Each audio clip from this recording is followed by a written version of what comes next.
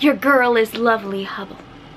Hello everyone, I'm Sarah from Everyday Starlet. Welcome to my channel. I make videos to inspire you to be the star of your own life. Today we are looking at Barbra Streisand's Katie and Robert Hubble Redford in The Way We Were. I'll be breaking down this film in terms of masculine and feminine energies. If you're not familiar with what I mean by masculine and feminine energies, I have a ton of videos on this topic, but a brief summary. Masculine and feminine energies are energies that live within all of us. We all contain both energies, but we all have a core energy. It's the energy we are most ourselves in. Most of the time, those energies will link up with our gender, but they don't always. We can be in wounded or healed versions of either of these energies, and these energies all contain archetypes, and we actually have all the archetypes within us. It's just a matter of which ones we're willing to tap into and which ones we're not as comfortable tapping into. And in order to have sexual polarity in a relationship, you need one partner to be the masculine and one partner to be the feminine, because opposite energies attract, same energies repel sexually. A couple notes before we get started. Sometimes YouTube lets me use film clips in these videos, and sometimes it doesn't. Sometimes it blocks the whole video.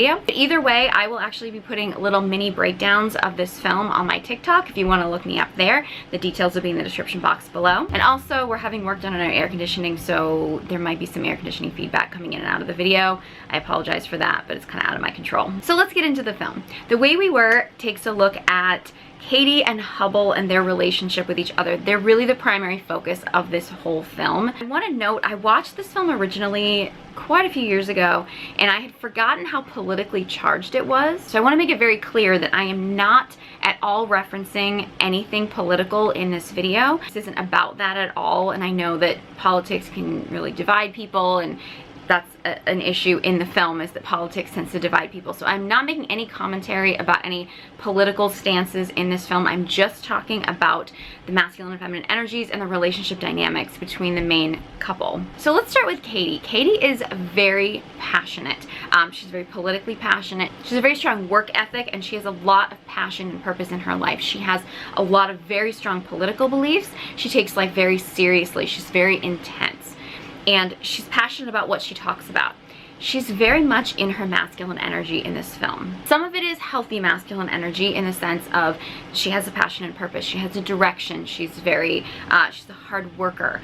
Some of it is not quite so healthy masculine energy, as in this constantly needing to prove yourself, to prove that you are right or better than other people, taking yourself way too seriously and not having a sense of humor and not being able to have any flow in life, being very rigid. Also working yourself to the point of burnout, not actually being able to take a break because you put so much pressure on yourself. And also a need to very much control and direct others even when they don't actually want to be controlled or told what to do. So she has some good masculine qualities, and she has some not so good masculine qualities.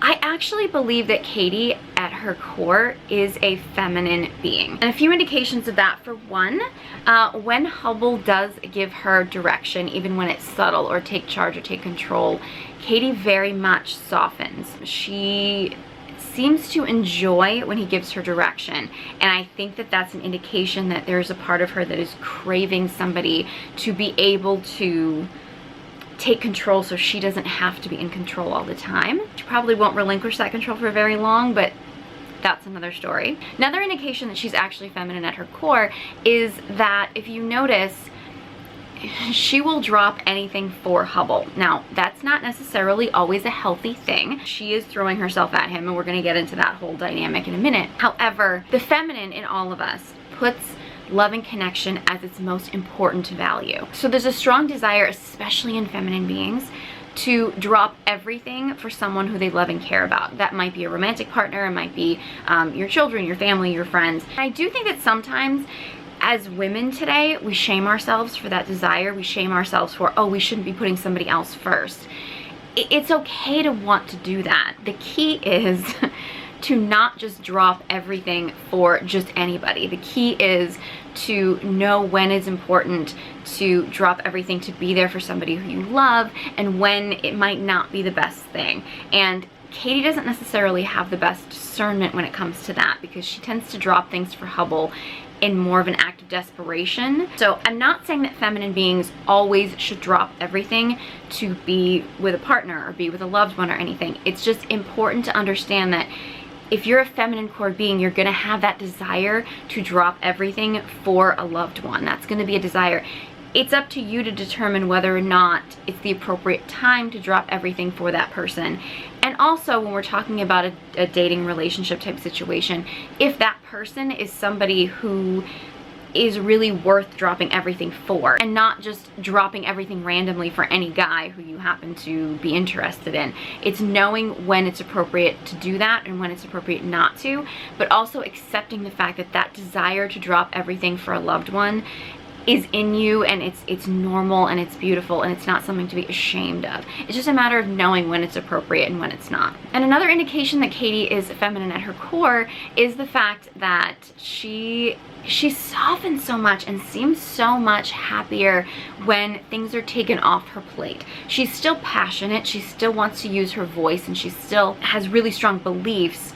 But when she's not working a dozen jobs and she's not constantly trying to prove herself, and she actually relaxes with Hubble once they're married, she's much softer. She's still passionate, she's still fiery, but she's less rigid, and she softens with him. And I think that that's a good indication that that's more her natural self, because the feminine is not meant to be a workhorse.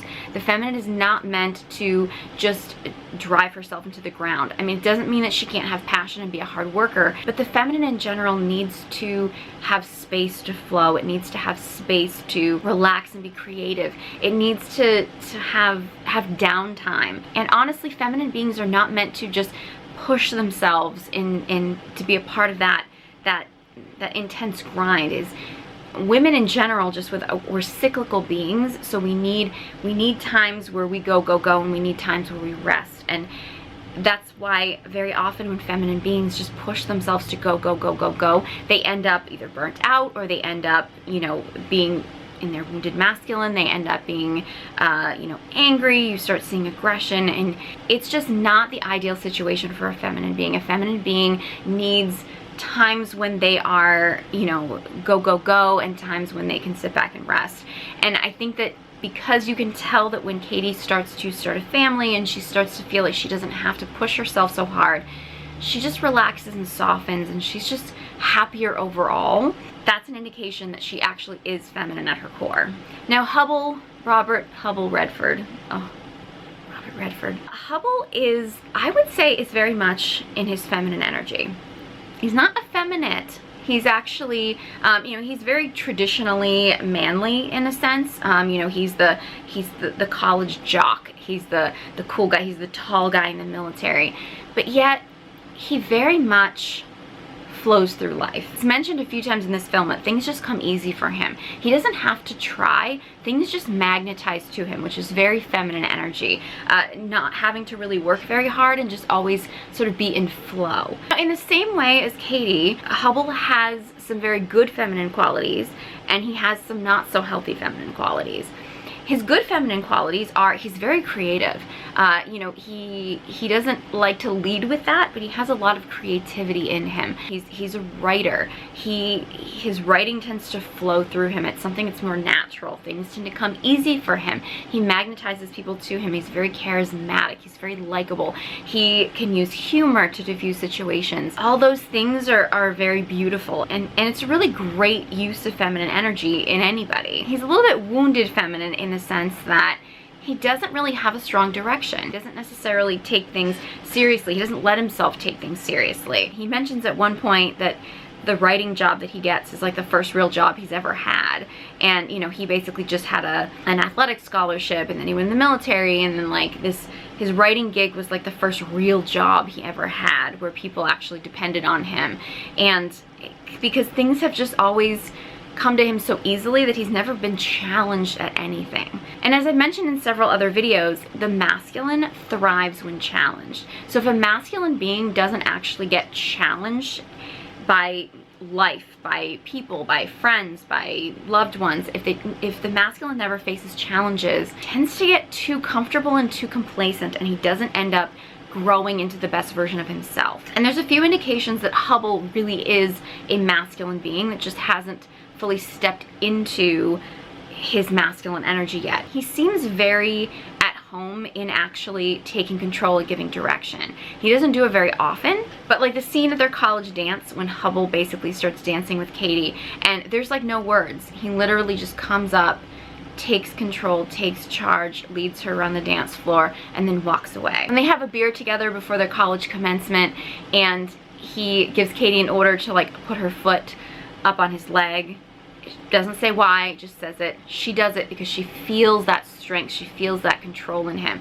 And then he ties her shoe. Like, he doesn't tell her like, your shoe's untied, let me do that for you. It's like, put your foot here, and she does it, and he ties her shoe, and then that's that. Like, there's moments of very grounded masculine energy, of that grounded direction and that grounded purpose. That seems like when he's most himself. It seems like when he's most at home.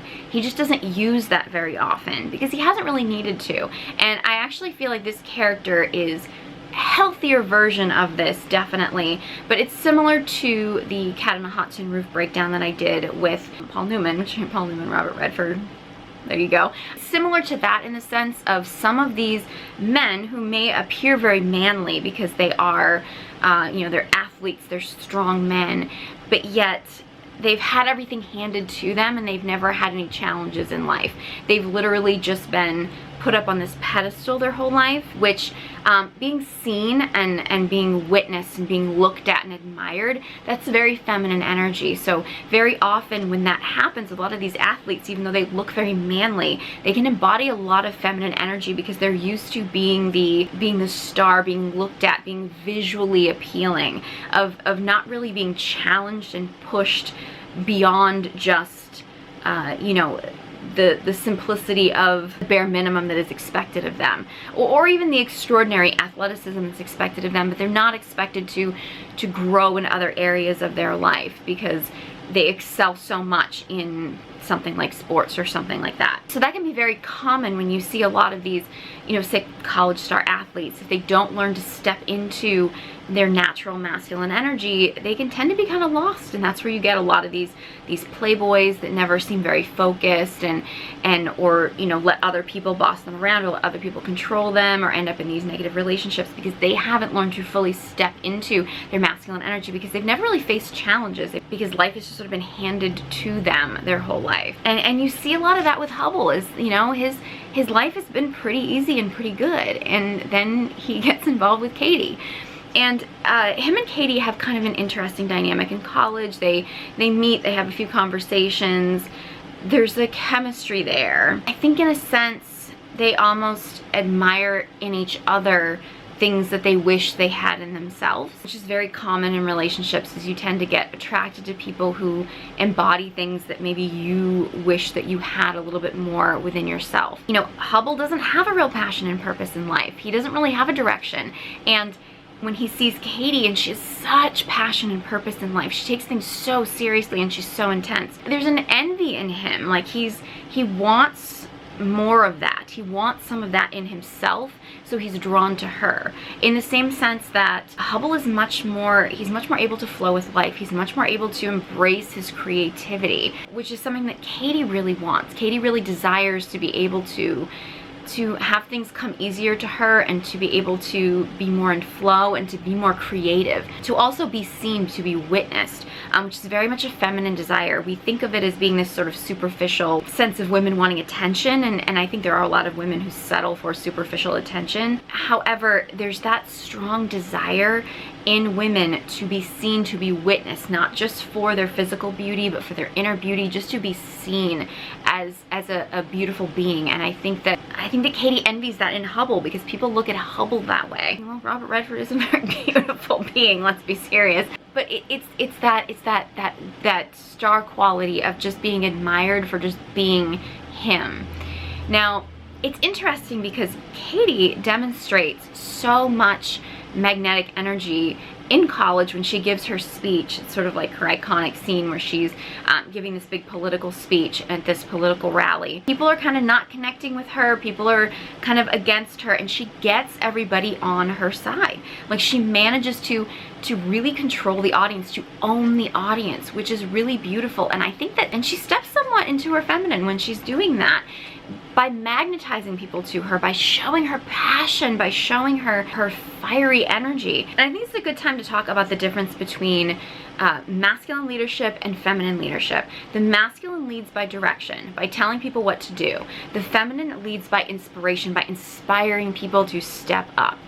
And I mean, in any individual, you can use both. Both are actually really great ways to lead a group of people. However, people who are masculine at their core, and I would say generally men, are better at leading with direction. And people are much more used to, I know some people aren't going to want to hear this, but I'm just going to say this.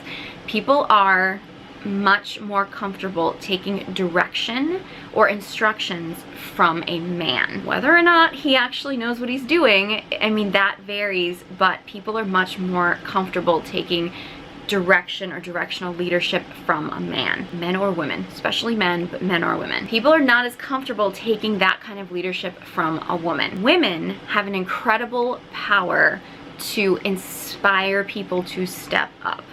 It's an incredibly beautiful power of feminine leadership to inspire people to greatness. And it's just as powerful, sometimes even more so, than that masculine direction. However, it's not seen as traditional leadership. But people are actually so unbelievably inspired by feminine leadership when it comes from a place of inspiration, when it comes to a place of really motivating people to better themselves. It's not that same masculine direction. It's softer, but it can be just as powerful, sometimes even more powerful. Something that I have noticed over my own experience of being on stages is women are so magnetic.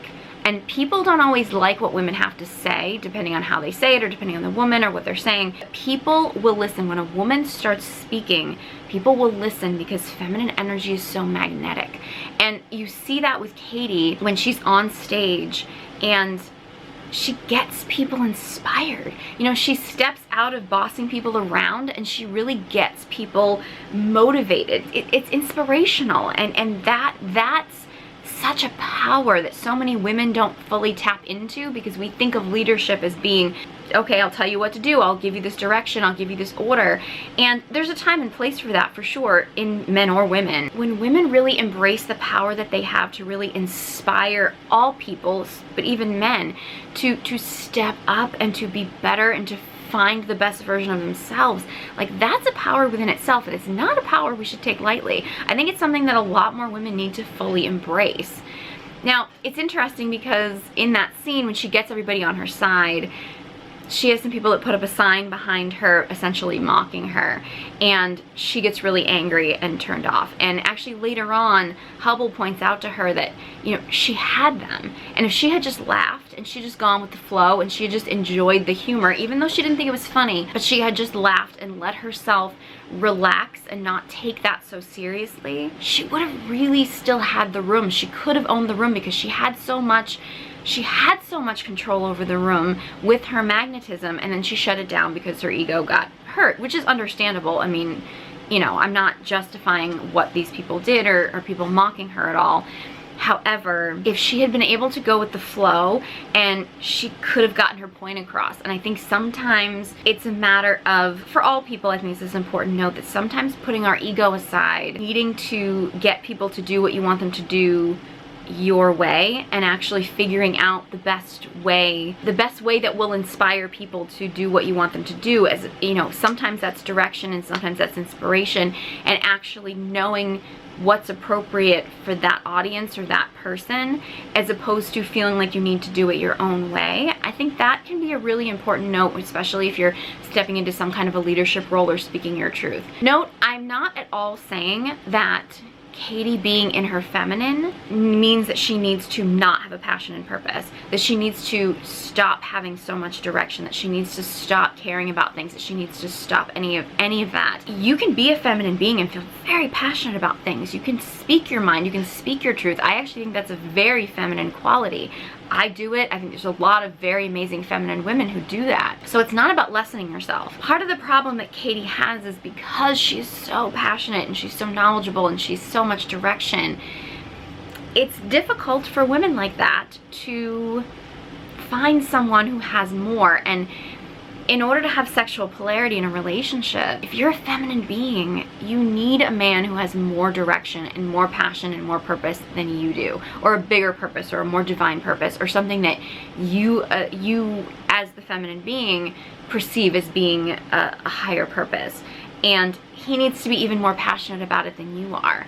And so the more passionate a woman is, the more intelligent a woman is, the more strong a woman is, there are fewer men who are going to be able to out-masculine her. Does that mean that she should be less? No, it does not mean that. It just means there's going to be fewer men that are going to be compatible with her. And it's important to understand that and to not chase after men that aren't stepping into that level, that aren't stepping into that level of masculinity. Because you can spend a lot of time, as we see in this movie, you can spend a lot of time chasing after men who just aren't at the level that you need them to be, and who aren't as purposeful as you.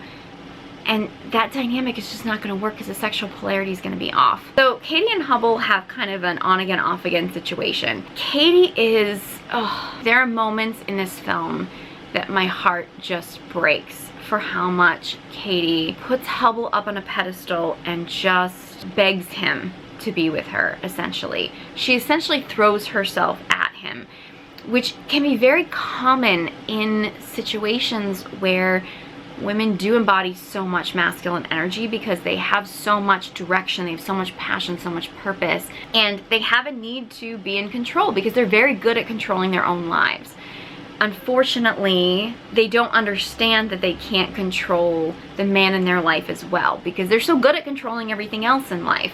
So very often in a lot of these scenes, in these situations, Katie kind of throws herself at Hubble because she's like, well, I throw myself into everything else that I do and I'm really good at it, so I should be able to throw myself at him or throw my direction at him or my control into him, and it should work because it works in every other area. And then unfortunately it doesn't because it ends up repelling him. You know, Katie basically tells Hubble, you know, anytime, any place that he needs to get in touch with her, he gives her at the time, because people didn't have cell phones at that time, you know, gives him all of her contact phone numbers, says if you ever can't find a hotel, come stay with me. Then he does call and wants to stay with her, and she kind of like begs him to stay for dinner, and you know, it basically starts pushing all this food on him. She like irons his clothes for him, you know, it just really throwing herself at him because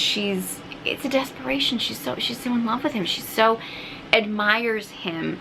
I think in reality she admires the parts of him that she wishes she had in herself, or that she has in herself but she hasn't tapped into in herself. And the same thing I think goes with him. I think that's why they get attracted even though their sexual polarity is off. Because again, Hubble knows that he doesn't have as much passion, as much direction as Katie does. I think he feels emasculated by her passion and purpose because he's ashamed in himself that he doesn't have that he's not at that level, in that same place of being passionate about anything really. Everything just kind of flows in life with him. Katie has she's fiery, and I think that fiery feminine energy can be really amazing. It can be great. I would never tell a woman to not embrace that fiery passion that she has within her. However, Katie doesn't have the ability to ground herself. She doesn't have the ability to use discernment as to when is it appropriate for me to be just spewing my truth out, and when is it appropriate for me to maybe hold back. Not necessarily to change her opinion or to appease someone, but when is, she calls it a tantrum at one point, but like when is pushing your views and pushing your beliefs and pushing your anger on someone, like when does that turn into abuse? And you know, there's actually a scene, Katie's never really comfortable around Hubble's friends because she always sort of feels out of place. Part of the reason why she feels out of place is because she kind of puts herself out of place. I don't think that they judge her as much as she feels like they judge her, but there is a disconnect there.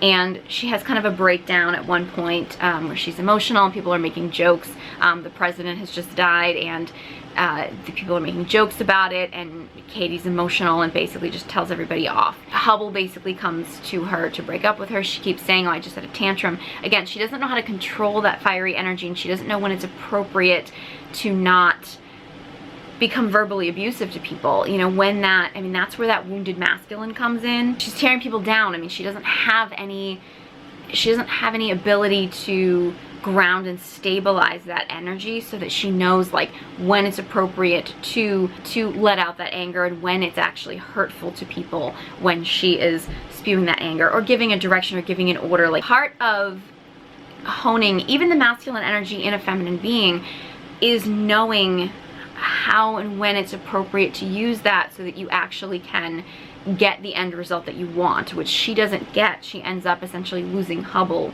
in that moment. She turns it around into all the reasons why she's not good enough for him. She actually makes a comment at one point that she thinks that she's been too easy for him. In her mind, she perceives herself as having been too easy because she has been throwing herself at him. She hasn't made him work for it, and now she resents him because he hasn't actually worked for the relationship. When in reality, she's the most difficult thing he's ever experienced in his life. And he likes that about her because he's challenged, but he can't handle how much she challenges him. He's just not up for that. He hasn't had that kind of experience. He hasn't stepped into enough of his masculine to be able to handle that level of challenge, and she doesn't know how to discern when that challenge becomes abusive, when that challenge switches into, okay, this is way more than he can handle. I am very much an advocate, and I know this is a controversial thing that I talk about, I'm very much an advocate of women putting a man to the test, to challenge him, to inspire him to step up, not from a wounded place of trying to destroy him or not trying to like challenge him from ego of like, oh, I know he's a bad guy, so I'm going to prove to myself that he's a bad guy. It's from a place of, I know he's great and I want to feel his strength and I want to feel him at his strongest and feel him at his best. I'm very much an advocate of challenging a man in that way.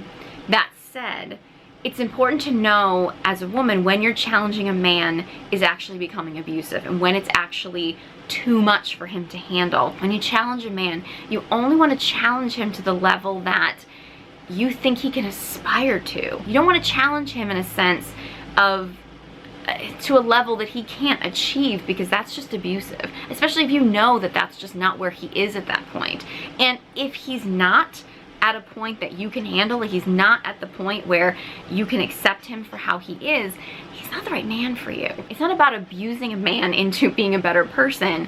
It's about inspiring him. And I think Hubble just isn't up for the challenges that Katie is giving him. And Katie doesn't really understand how to manage her own feelings and emotions and manage her own passion so that it doesn't become abusive to other people. That's her wounded masculine. Now, Hubble ends it, and Katie basically begs Hubble to come back. She says she's not gonna beg, ironically. She says, you know, she's not gonna beg, but that she wants Hubble to come back and stay with her. You know, it's so sad. It's so sad that she is just throwing herself at him.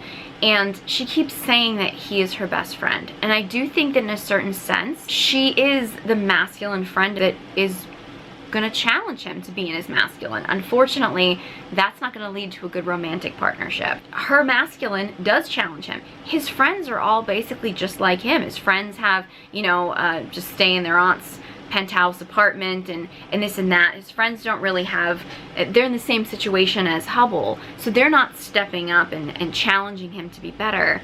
So Katie really is that masculine friend who is pushing Hubble to be better. He's just not sexually attracted to that. And Hubble is the kind, compassionate friend that Katie needs in her life, that inspires her feminine. They're not polarized, so there's not that sexual attraction. They really do have this solid friendship that's actually making them better people as much as they are destroying each other. It's just they're trying to make it work romantically, and it's just not coming together. Like, their relationship really is best as a friendship. So Hubble gives in and actually comes to stay with Katie that night. It's interesting how she keeps saying, I know I'm not attractive enough. I'm not the right style for you. She's thinking that means appearance. She's caught up in physical appearance. She doesn't look like these other women that Hubble is used to being around. He admits that she's not. But if you notice, his focus is more on her energy. His focus is more on the fact that she's so serious. She can't ever relax. She can't ever have fun. It's not so much that he he loves her the way she is. She says she'll change. He doesn't want her to change because he loves that about her. He loves that she's passionate and fiery. He needs a variety. Men need a variety. They don't necessarily, and a lot of men assume that that's a variety of women. Whereas most men, when they step into the fullness of their masculine energy, they don't want a variety of women because that's just a distraction. That's a stereotype that I think that we have in our society, that men are constantly, they need a bunch of women. Most men, in reality, when they've stepped into the fullness of their masculine energy and they have a passion and purpose, they don't want a bunch of women running around just distracting them. I mean, it's drama. That's unnecessary. They don't need that in their life. However, men are going to crave different flavors of feminine energy. And if a woman can embody all the flavors of the feminine energy, which I believe we all have that within us, all feminine beings have all of the flavors of the feminine within us. It's just there's some parts of us that we're more comfortable tapping into and some parts of us we're not. If as a woman we can tap into all the different flavors of our feminine because it's healthy for us, but also for most men, if they could get all the energy that they needed from a woman in one woman, so they could come home to one woman and get the warm, nurturing energy, the fun, playful energy, the fiery, passionate energy, the intensity, the feminine rage, which a lot of men are afraid of. But if a man can get all of those things from one woman, he doesn't need to go anywhere else because anything else is just a distraction. It's just drama. He has everything he needs in one woman. What's happening with Katie is he loves Katie for her fiery, passionate energy. He loves that. He just is really craving that playful energy, like that sort of energy he had from the girls in college, which is why he kind of keeps going back to his college girlfriend. He had his college girlfriend, Carol Ann, in the beginning, and she was just fun and playful. That's all she was. He didn't stay with her. He ends up going to Katie, and because she's got that fiery passion.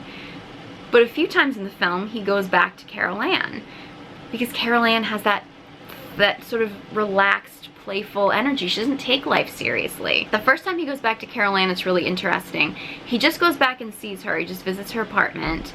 They have a little bit of a talk. He gets a little bit of a hit of her relaxation, of her softness.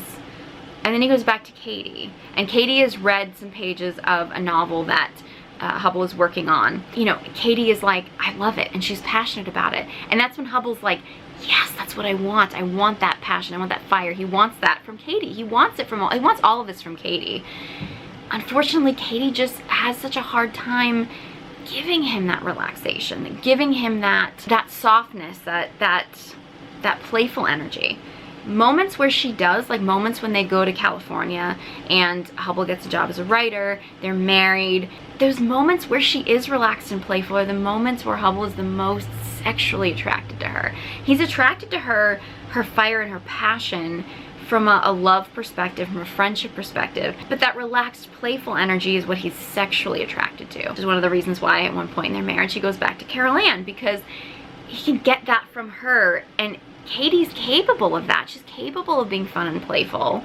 I think she actually enjoys that part sometimes, but she doesn't know how to tap into that enough so that she can be balanced enough so that Hubble can get all of the energy that he needs. And I'm not justifying infidelity at all. I'm just saying that people tend to go outside of a relationship when they're not getting what they need within a relationship. Hubble's made it very clear to Katie what he needs from a relationship. He makes it very clear to her that he needs more relaxation. He needs her to just have more fun with life.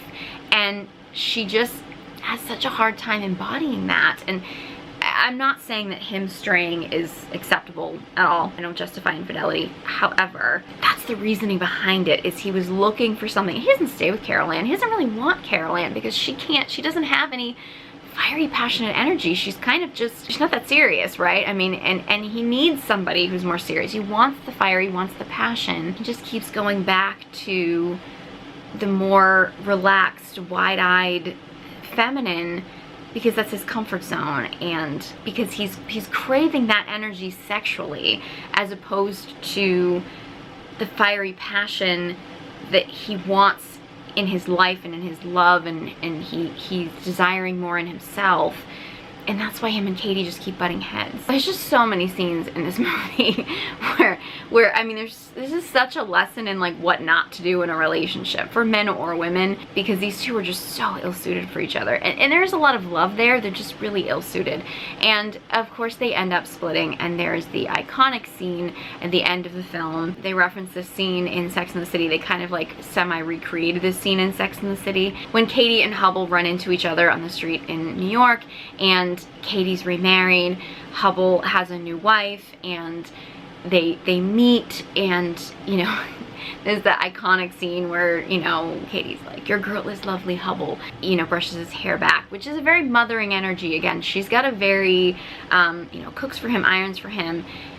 It's a controlling, mothering energy. She kind of feels like she needs to mother him, and because he isn't really fully matured into a full masculine man, he kind of likes that mothering a little bit, and kind of sinks into that and that comfort level. They're more relaxed. I think they realize at that point that they just weren't meant to be, and that their lives are going to go in different directions, and they're going to kind of settle into, you know, we don't really know much about, we know obviously Robert Redford's partner appears to be more of like the simple girl, as they call it in Sex and the City, and Katie is in her complicated life. We don't know much about the man that she marries, but they kind of end up in the situations that they're supposed to be in. It's implied in the film. It's evident that there are some people that are just meant to be in your life for different reasons, and sometimes it's meant to be a romantic connection, sometimes it's meant to be a love connection, sometimes it's meant to be sexual attraction, sometimes it's really just meant to be a friendship. And I think this is a really great example of a movie that tells you what not to do,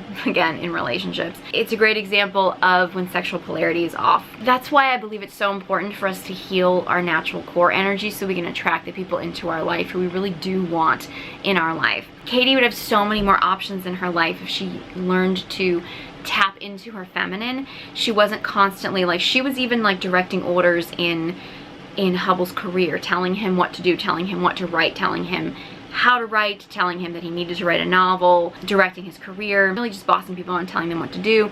She didn't know when was the appropriate time to speak her mind, or when speaking her mind was actually in that moment going to hurt her husband and, you know, actually harm his career.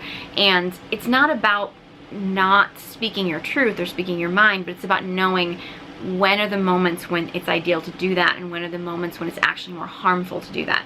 Speaking your truth doesn't mean hurting people all the time. It means that you might have to hurt people, but it's knowing when to use that and when not to. So it's not that Katie having masculine energy is bad. It's not.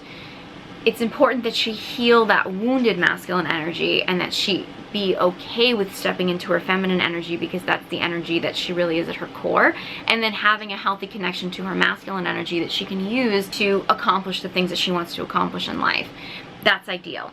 And in the same way with Hubble, it's important for him to step into his masculine energy and his masculine direction, because that's really how he was going to feel his happiest and feel his most fulfilled, and not sort of just relax into the comforts of just letting everything happen to him, because that's not really where he's going to be at his best. So yeah, and there is a lot of heavy political stuff in this film, and I'm not going to get into that aspect of it, because I'm just talking about the energies, and the relationship between these two is, there's so much to it. I'm sure I just scratched the surface, and this video is probably already pretty long. So I'm gonna have more detailed breakdowns on my TikTok of some of these individual scenes, so you can actually see some of the polarity or lack of polarity in some of these individual scenes. Highly recommend after you watch this video that you watch the movie, see if you can pick up on some of the things that I mentioned in this video. If you're a woman and you want to work on healing your feminine energy, I have an online course called Feminine Radiance. Details in the description box below, along with links to all my social media accounts. If you enjoyed this video and found it helpful, please give it a big thumbs up, and be sure you subscribe to my channel. If you have any thoughts on this film or any